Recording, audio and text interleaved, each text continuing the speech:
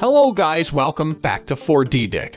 Do you believe the deleted data can be recovered from an external hard drive? In today's video, I'm going to show you the principle of data restoring, how to prevent data lost, and how to recover data.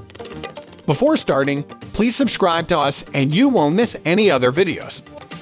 Part 1. The principle of data restoring. When you save a file to a disk, the file system manager allocates space for the file on the disk.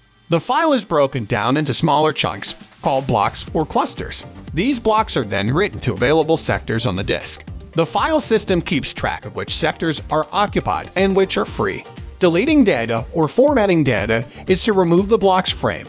Then the system cannot find them, so create more space to let the new data come in.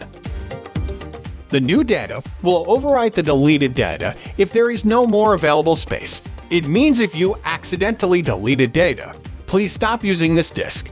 Recovering data is better sooner rather than later. Part 2. How to prevent lost data from an external hard drive.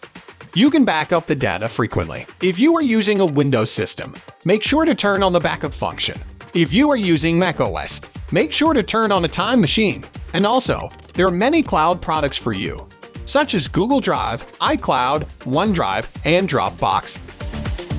Let's move to Part 3. How to recover data. The easiest and fastest way to use data recovery software. I always recommend 4DDig Data Recovery. 4DDig Data Recovery can help you find all possible files with just one click. Now connect the external hard drive to the PC. Launch 4DDig Data Recovery.